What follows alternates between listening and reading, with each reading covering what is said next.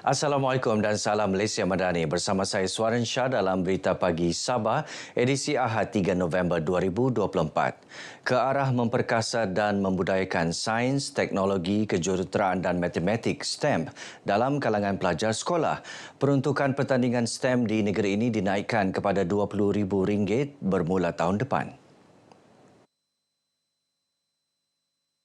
Kita setiap tahun ada menganjurkan Carnival STEM peringkat daerah yang diselaras oleh PPD seluruh daerah. Termasuk di Tawau ini, dan tahun ini kita memberikan peruntukan RM15,000. Tahun depan kerana program berkenaan mendapat sambutan yang luar biasa, maka kita naikkan peruntukan menjadi RM20,000 setiap PPD. Datuk Arifin berkata demikian kepada pemberita selepas merasmikan SMJ Drone Tawau 2024 di Dewan Masyarakat Tawau. Menurut Datuk Arifin, Ketua Menteri juga telah mengumumkan tambahan peruntukan pendidikan termasuk beasiswa kerajaan negeri daripada RM50 juta kepada RM113 juta. Tambahan peruntukan itu akan memberi manfaat kepada kira-kira 11 pelajar Sabah yang layak. Sementara itu, tabung pendidikan negeri Sabah yang dilancarkan 2 tahun lalu telah memberi manfaat kepada hampir 8,000 pelajar dengan dana RM9.7 juta.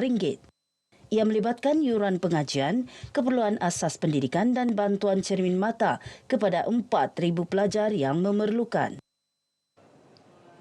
Golongan muda perlu bijak memanfaatkan teknologi moden untuk menambah pendapatan, bukan sekadar untuk hiburan semata-mata.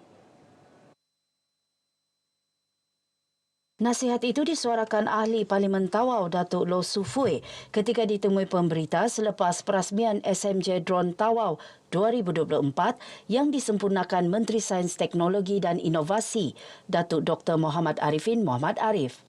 Program ini merupakan anjuran pejabat Parlimen Tawau. Kebanyakan bila kita pandai main saja, pandai main telefon, pandai main kamera, pandai main drone, tetapi tidak pandai guna. Ini main hanya kehiburan, tetapi tidak boleh manfaat apa-apa. Sebaliknya, kalau kita boleh menggunakan ini untuk aplikasi dalam kehidupan kita dan kita berkait hubung dengan komersial, maka kita bolehlah meningkatkan pendapatan dan manfaat lain-lain. Sebanyak 16 sekolah menyertai pertandingan ini, masing-masing 8 sekolah rendah dan 8 sekolah menengah selain 5 penyertaan bagi kategori jabatan kerajaan. SJKC Chonghua muncul johan kategori sekolah rendah, SK Holy Trinity di tempat kedua, manakala SK Ranggu di tempat ketiga.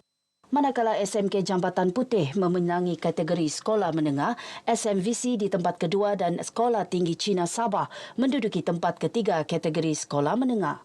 Kategori Jabatan Kerajaan pula dimenangi Jabatan Bomba dan Penyelamat Tawau. Johan bagi setiap kategori membawa pulang wang tunai RM5,000 berserta 1 unit drone.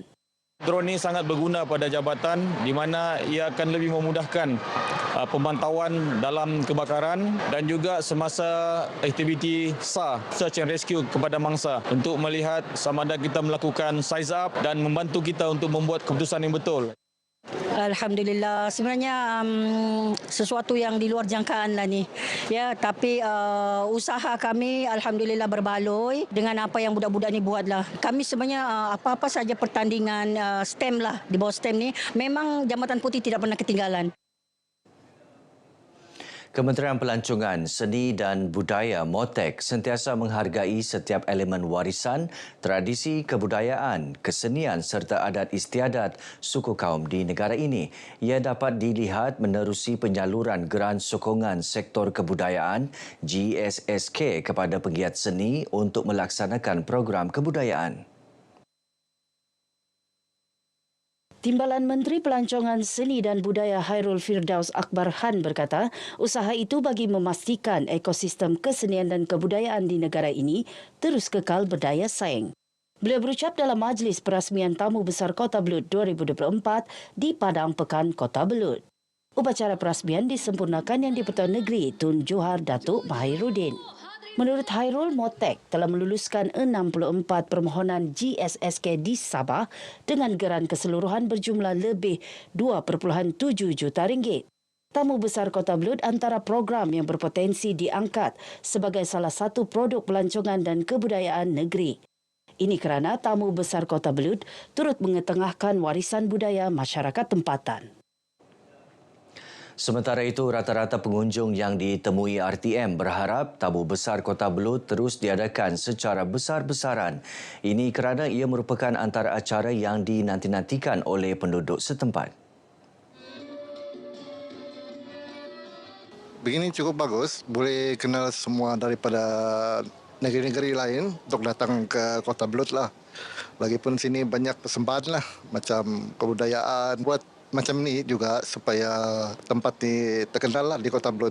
Saya rasa program ini harus dan sentiasa diteruskanlah setiap tahun sebab ia mempromosikan pasal budaya di Kota Belud dan sebab di Kota Belud banyak etnik kita punya bangsa di Sabah ini. Tamu ini sangat baik dan menyatukan semua suku kaum yang ada di Sabah.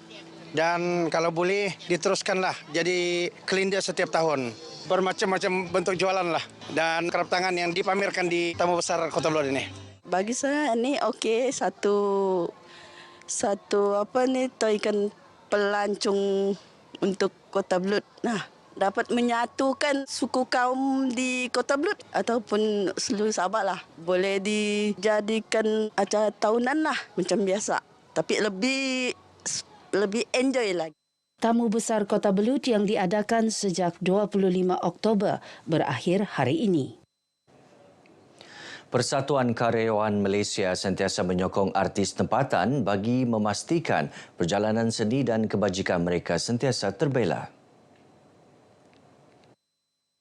Pengerusi Persatuan Karyawan Malaysia Datuk Khadijah Ibrahim berkata, pelbagai aktiviti diadakan sepanjang tahun bagi mengumpul dana membantu ahli persatuan dan penggiat seni yang memerlukan bantuan. Beliau menyatakan demikian dalam konsert Makan Malam Amal Legenda 2024 di Pusat Konvensyen Antarabangsa Sabah SICC. Konsert amal ini bagi menyokong penggiat seni tempatan khususnya petugas belakang tabir dan individu yang terlibat dalam pelbagai aktiviti seni di negara ini. Yang di-Pertuan Negeri Tun Dr. Juhar Datuk Mahiruddin dan isteri Tuan Nurlida Tan Sri RM Jasni berkenan menjadi tetamu kehormat majlis ini. Majlis turut diserikan dengan kehadiran Ketua Menteri Datuk Seri Panglima Haji Jinor dan isteri Datin Sri Panglima Julius Salak. Sempena majlis ini, seramai 14 veteran penggiat seni tanah air dari Sabah menerima sumbangan wang tunai daripada Persatuan Karyawan Malaysia. Sementara itu, 1,500 tetamu hadir menyokong konsert amal ini yang dijayakan oleh beberapa artis terkenal tanah air seperti Dato' Ramli Sarip, Dato' Jamal Abdillah, Man Kidal, Azarina Azhar, Harry Kul, Ayu Damit, Aina Abdul dan Jimmy Palikat. Konsert amal seterusnya dirancang diadakan di Tawau. Daerah kecil Matunggung berpotensi menjadi pengeluar utama alat muzik tradisional gong. Justru pembuat gong di kawasan berkenaan digesa meningkatkan kualiti pembuatan gong masing-masing. Perkara utama yang memang saya inginkan supaya akan ada nanti di Matunggung adalah supaya industri ini nantinya akan ada itu trademarknya sendiri, yaitu trademark quality yang dikeluarkan oleh daerah kecil Matunggung. Sebab memang kita adalah pembuat gong yang we supply to all over, I think all over Sabah, to all over the ethnics di negeri Sabah. Datuk Julita Pembantu Menteri Kewangan memberitahu RTM selepas merasmikan Pesta Gong peringkat daerah kecil Matunggung di Dewan Terbuka Pekan Baru Matunggung. Beliau juga mahu generasi masa kini memainkan peranan penting agar seni pembuatan gong dapat diturunkan kepada generasi akan datang bagi memastikan warisannya terus dipelihara. Datuk Julita juga berkata selain pembuat gong, pengusaha tenunan juga perlu lebih kreatif menghasilkan pelbagai rekaan fashion baju kontemporari berasaskan motif tenunan masyarakat rungus. Fashion seumpama dilihat berpotensi dikomersialkan ke peringkat lebih tinggi. Pesta Gong kali ini dimeriahkan dengan pertandingan bunyi gong terbaik, pertandingan mongigol, sumundai dan pertandingan rekaan fashion gong kumanis. Baik saudara, sekian paparan Berita Pagi Sabah kali ini. Menyusul selepas ini Berita Pagi Sarawak. Dari sungai hingga segara, Palestin pasti merdeka.